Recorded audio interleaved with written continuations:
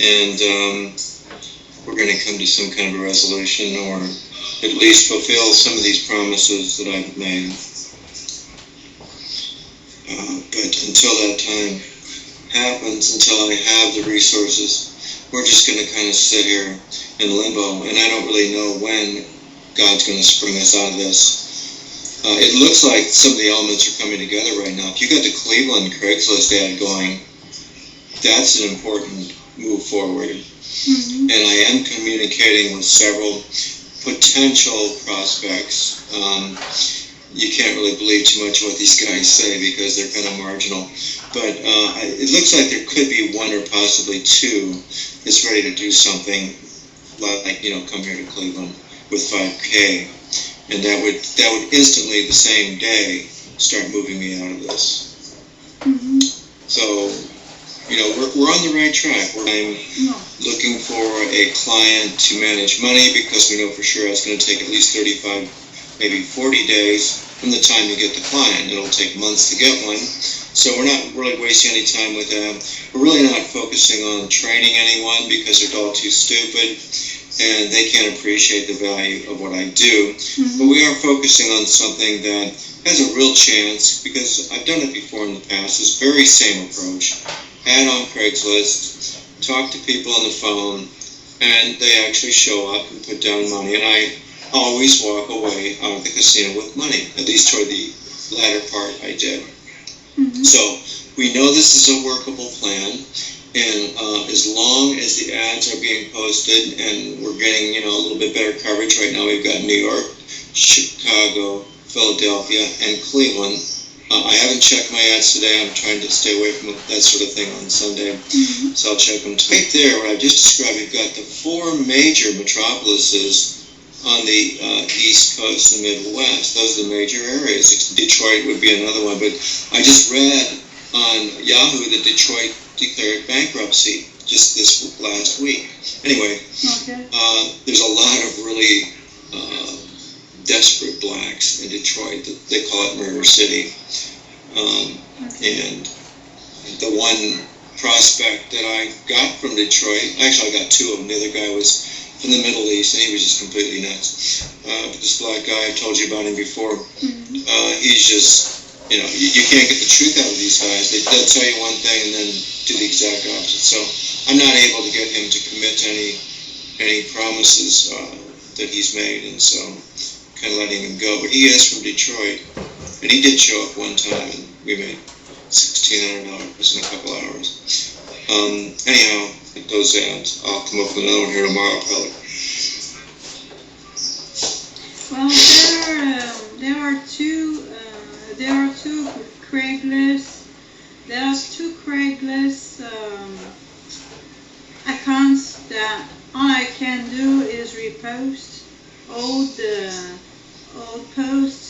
It's not allowing me to do anything else because otherwise it's asking me for the code. So two of those Craigslist accounts, that's all I can do. Just repost. Okay, are you talking about, Fast Track Record, that's in Cleveland now? Yes. Okay, and then we have Marie Ashley Buchanan, which is, I believe, Chicago.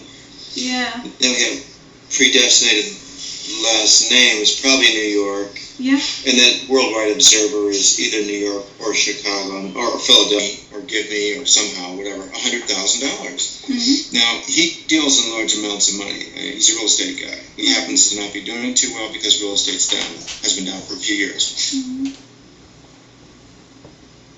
Right. And he's supposed to be getting another $8,000 on the last trip to pick up the money, but he sort of didn't tell me the truth. But anyway, the point is this, is that he's not afraid of large amounts. And I said to him, and he goes, yeah, I'm gonna probably take $20,000-$25,000 deposit in my brokerage account and have you manage it. And I said, okay, that's good. We're going to do well this time. And I told him all the things I'm going to do differently. Last time I did lose his money, but I told him all the stuff I'm going to do differently and so on.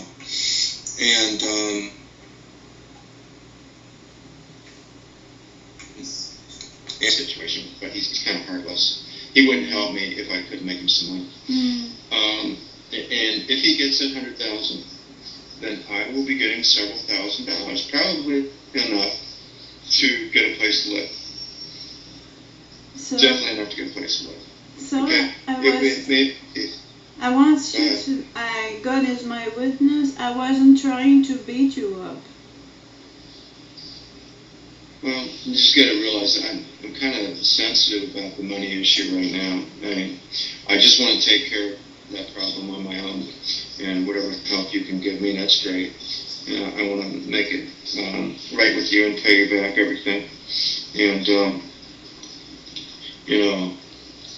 I just want to make that right. Get that situation taken care of. It's just that you're dealing with somebody you're not used to deal with. I am the type of person I feel. The call of God, you've helped me, and no one else has. So what's there to feel guilty about? I don't see you've done anything to feel guilty about.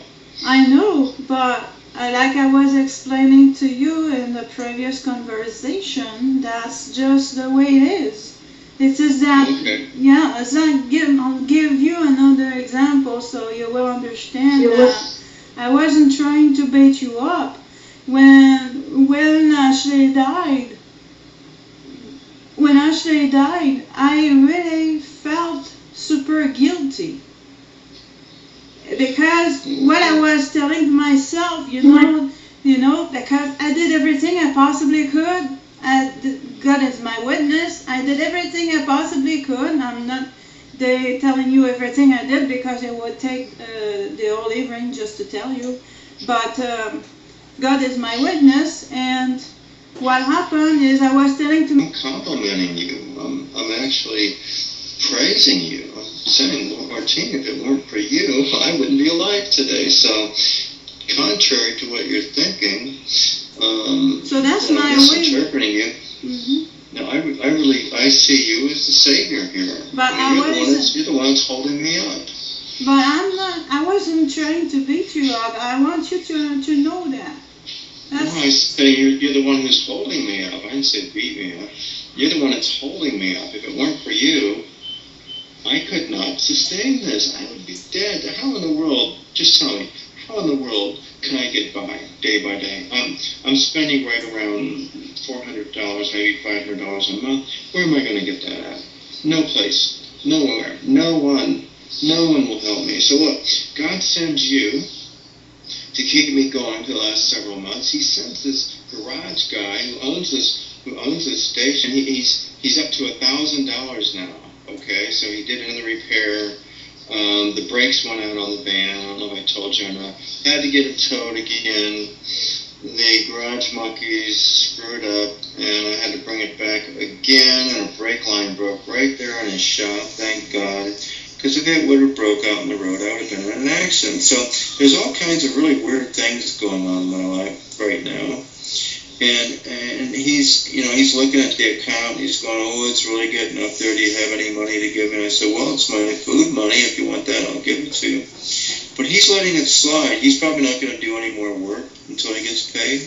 But he says right now I owe him at least $1,000, which I'll get to him when I get some money. But if it weren't for this guy, I could have never repaired. This is like the third time that it's broken down in the last month or so. And so Satan is really attacking me. He's got you positioned to help me. See how God's holding me up? If it weren't for you two, there's no way I can do this. The van would be broken down on the side of the road. I would be dead inside. There's no one to help me, Martine. No, trust me. I'm not living with anybody. There's nobody that cares about my life. As soon as they find out I'm homeless and poor, they run as fast as they can. They just run away. They just get away from me. They can't stand poverty. They think it's like a disease. They won't help you. They won't. And they'll spend a lot of time telling you how wonderful they are, and what Christians are, how much they love Jesus. They're all liars, every single last one of them. That's why when I run across someone like you, or this guy out in California who opens up their house to me, just a few emails, I say, wow, that's really exceptional, because that's not my normal experience. My normal experience is rejection. When I was in the health food store yesterday buying some store where they sell these medicinal things, I normally don't go there. It's kind of like witchcraft. So I was talking to this lady, and I said, what do you have for spider bites? What do you have for open wounds? And she showed me all her medicines, and it was all BS. I said, let me look at the vitamin E lotion, because that's something that does heal wounds. Actually, it dissolves scar tissue is what it does. Anyway, I started to tell her what was going on with me, and she looked at my spider bites, which aren't as obvious now because I got a real deep tan on my legs, but actually a lot of that is just purple scars. You can't even tell. And she just was recoiled in horror.